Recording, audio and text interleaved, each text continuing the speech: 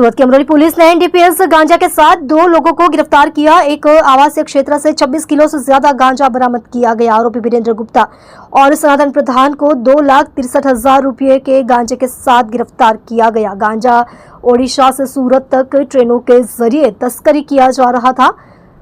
आरोपी वीरेंद्र गुप्ता गांजा सनातन प्रधान के पास ला रहा था। पुलिस ने गांजा, मोबाइल और नकदी जब्त कर ली है और आरोपी वीरेंद्र गुप्ता और सनातन प्रधान को गिरफ्तार कर लिया है। एनडीपीएस का मामला दर्ज कर आगे की जांच शुरू कर दी है। आप देख रहे हो MPS 24 live news channel Parasmal Prajapati के साथ। राज्यના માનનીય ગૃહ રાજ્યમંત્રી શ્રીના સૂચનાના આધારે નો ડ્રગ્સ ઇન સુરત અભિયાન હેઠળ માનનીય પોલીસ કમિશનર શ્રી ગેહલોત સરના માર્ગદર્શન હેઠળ અમરોલી પોલીસ સ્ટેશન વિસ્તારમાં ડ્રગ્સ મુક્ત કરવાની કામગીરી ચાલી રહેલ છે। બાતમીના આધારે અમરોલી પોલીસ દ્વારા ગુજરાત હાઉસિંગ બોર્ડ ખાતે રેડ કરવામાં આવેલી, જ્યાં વીરેન્દ્ર ગુપ્તા નામના વ્યક્તિના ઘરેથી 26.37 કેજી ગાંજો મળી આવેલ, જેની બજાર કિંમત 2,63,000 જેટલી થાય છે। આ ગાંજો વીરેન્દ્ર ગુપ્તા સનાતન શંકર પ્રધાન નામના વ્યક્તિના ત્યાંથી મેળવેલો।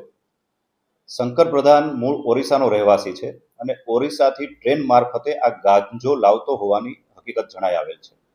હાલમાં બંને આરોપીને એરેસ્ટ કરી લેવામાં આવેલ છે અને કાયદેસર કાર્યવાહી હાથ ધરવામાં આવેલ છે।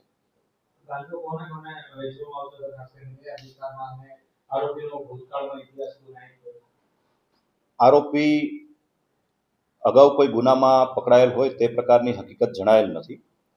છેલ્લા 2 માસથી ગાંજા વેચાણની પ્રવૃત્તિ ચાલતી હોવાનું ઇન્વેસ્ટિગેશન દરમિયાન જાણવા મળેલ છે।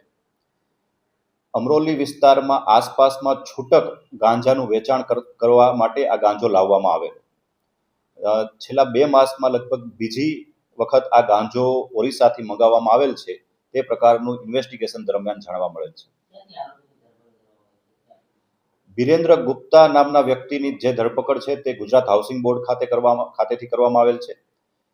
સનાતન શંકર પ્રસાદ નામનો જે વ્યક્તિ છે, જે ઓરિસ્સાનો છે, તેને પણ સુરતના જ એક વિસ્તારમાંથી પોલીસ દ્વારા હાલમાં એરેસ્ટ કરવામાં આવેલ છે।